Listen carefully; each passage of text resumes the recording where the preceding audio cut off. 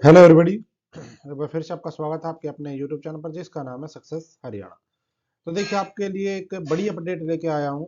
Punjab Haryana high court की तरफ से अपडेट है। क्या आपको पता होगा, और जो सोशियो इकोनॉमिक क्राइटेरिया क्वेश्चन किया गया था उसके बाद जो भर्तियों का रिवाइज रिजल्ट करने के बार बार केस हुए, उसी में से एक केस और हुआ।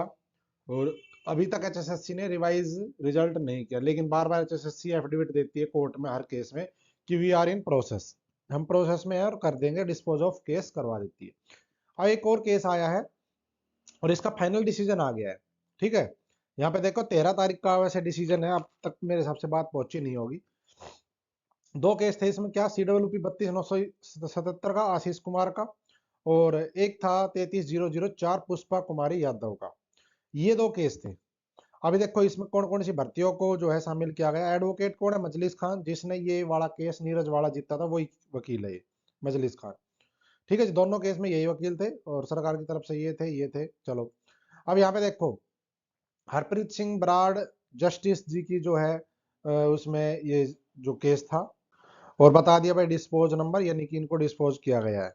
ठीक है, और कॉमन क्वेश्चन था इन दोनों का सेम ही था, तो उन सब चीजों को करके और इनको डिस्पोज ऑफ कर दिया गया। लेकिन अब देखो क्या कहा कोर्ट में क्या कहा, prayer in the writ petition, इस रिट पिटीशन में कहा गया कि article 226-27 constitution of India is for, चलो इसको तो पता ही है कि भाई संविधान के भाई इक्वलिटी के खिलाफ है, अधिकारों का, ये सब चीजें तो उसमें हुई थी नीरज वाले केस में, जो 5 नंबर वाला जो हटा था सौदा रिवाइज रिजल्ट वाला। वैसे अर्पित के अलावत वाला केस के बाद वे नीरज वाले जो मैटर थे वो सुलझे थे।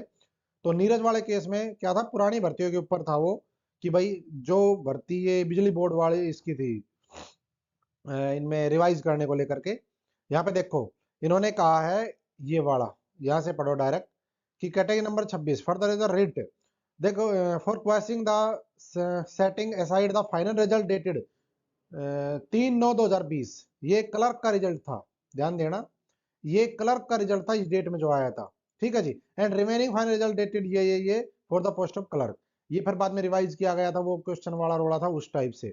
तो क्लर्क की पोस्ट को लेकर के ये जो केस था, क्या declare by the respondent number 2 in respect category number 26, another prayer has been made the direct respondent not to promote the clerk.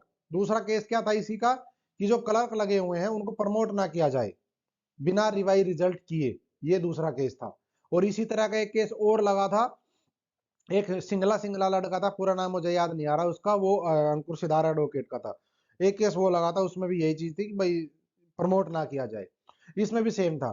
ठीक है जी, who are appointed along with the petitioner number 2 to 7, यानी कि 2 से और 7 तक के जो पिटिशनर है, ठीक है, उन्हीं के साथ जो है अपॉइंट ये हुए थे, for the post of clerk in the precedence of the attorney number 5/2019 and the revise the result and the prepare the fresh merit come seniority list, यानी कि जो रिजल्ट है उसको रिवाइज किया जाए और फ्रेश सीनियरिटी लिस्ट जो है वो प्रिपेयर की जाए, and also reflects the all consequent consequential benefit with a similarly placed candidate and the consider for the candidate for promotion to the next post as per the merit of revised result। मतलब इन्होंने भाई ये कहा कि हमें जो है, जो इस चीज का मतलब फ्रेश तैयार करो रिजल्ट और सीनियरिटी बनाओ बिना 5 नंबर के, और फिर जो बेनिफिट मिलते हैं वो बेनिफिट दिए जाए उसी दिन से, उसके बाद जो अगली पोस्ट का जो प्रमोशन है तब प्रमोशन किया जाए। ये इनकी डिमांड थी इसमें। ठीक है, ये डिमांड थी, कोर्ट ने फैसला नहीं दिया ये। आगे कह रहा है, लर्न काउंसिल जो यानी कि जो स्टेट ऑफ हरियाणा है उनकी तरफ से जो बात रखी गई वो क्या रखी गई, वो कहा कि that the petitioner has applied in particular in the recruitment process for the post of LDC and clerk under recruit attach number 11/2019 and the 5/2019, यानी कि एक LDC वाली भर्ती और एक है क्लर्क वाली भर्ती 5/2019 वाली। ठीक है जी, which incorporated the socio economic criteria and the experience framework, इसमें ये नंबर थे। द फाइनल रिजल्ट डिक्लेयर इस डेट को हुआ, एलडीसी का इस डेट को, and the clerk included 10 bonus marks जो है दिए गए थे, क्लर्क में 10 नंबर थे, अवॉर्डेड इन द एसईसीई फ्रेमवर्क यानी सोशियो इकोनॉमिक क्राइटेरिया इस टाइप से। The constitutional validity of the SET, ये जो SECC framework was subsequently challenged in the case Neeraj versus state of Haryana, इस केस में चैलेंज किया गया था इसकी संवैधानिक वैलिडिटी जो यानी कि वैधता, यानी कि नंबर संवैधानिक है या नहीं है, जिसमें ये कोर्ट ने कहा कि नहीं है। ये केस था नीरज वाला, whereby the division bench of this court, ये स्टक डाउन, इनको खत्म कर दिया गया, वोलेशन माना गया आर्टिकल 14, 15, 16 का।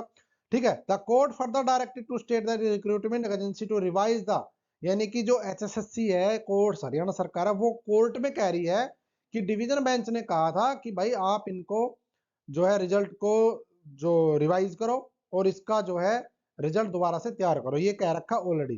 ठीक है जी।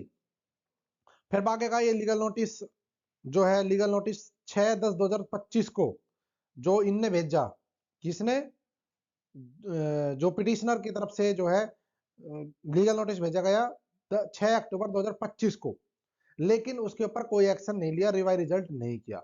ये किसके बारे में कहा, ये कहा है हरियाणा सरकार यानी कि इनके बारे में। ठीक है जी, इनके बारे में ये कहा गया है। दूसरा, अब ये learn state council as well as ये लिख the private respondent submit their entire selection process and has been satisfied further direction to revise the result.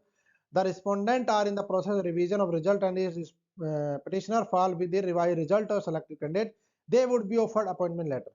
तो सरकार ने इसमें क्या कहा, इसके बदले में सरकार ने ये कहा है कि हम जो है रिजल्ट रिवाइज जो है वो मतलब उस प्रोसेस में हम हैं ऑलरेडी, और अगर जो पिटिशनर्स हैं, ठीक है, वो रिवाइज रिजल्ट में सिलेक्शन लिस्ट में आते हैं तो हम उनको अपॉइंटमेंट लेटर देंगे। ये लिखा ना, they would be offer appointment letter, अगर वो सेलेक्टेड कैंडिडेट की रिवाइज लिस्ट में आते हैं तो यानी कि सरकार कह रही है कि हम इस प्रोसेस में है। देखो, respondent are in the process of revision of the result, यानी कि रिस्पोंडेंट कौन है, हरियाणा सरकार एचएसएससी, वो क्या है, वो रिवीजन रिजल्ट को रिवाइज करने के प्रोसेस में है, उन्होंने ये हलफनामा दिया है कोर्ट में। ठीक है, तो ये सब डिस्कशन होने के बाद इन view of the above both the present petition are disposed of with a direction to the respondent to assign the seniority to petitioner strictly in terms of saturated rules as per the merit list, यानी कि ऊपर सारे ये जो fact वगैरह सब देखने के बाद पिटीशन का जो निपटारा किया जाता है और जो डायरेक्शन दी जाती है बस सीनियरिटी लिस्ट वगैरह जो है वो ढंग से तैयार करके और इनकी जो है एक तरीके से ज्वाइनिंग करवाई जाए, ये स्ट्रिक्टली कहा गया है। तो इसका मतलब क्या हुआ, इसका मतलब ये हुआ कि बार बार एचएसएससी ने एक दो केस और थे जिनमें यही कहा था कि हम रिवाइज रिजल्ट कर रहे हैं, लेकिन रिवाइज रिजल्ट सरकार नहीं कर रही। तो अब ये करना क्या चाहते हो, तो यही बताएंगे कि क्या कह रहे हैं और क्या कर रहे हैं। बाकी कोर्ट के डायरेक्शन कई केस में आ चुकी है कि इनको रिवाइज करो, और एचएसएससी हर बार कहती है, सरकार कहती है कि भाई हम कर रहे हैं, ठीक है, लेकिन नहीं हुआ। उसके बाद फिर ये लीगल नोटिस भी भेजा गया और ये केस उसी का नतीजा है। तो वक्त की अगर ये कह रहे हैं तो मेरे हिसाब से कर ही रहे हैं, जब बार बार कह रहे हैं कोर्ट में, ऐसे झूठा हलफनामा तो देंगे नहीं।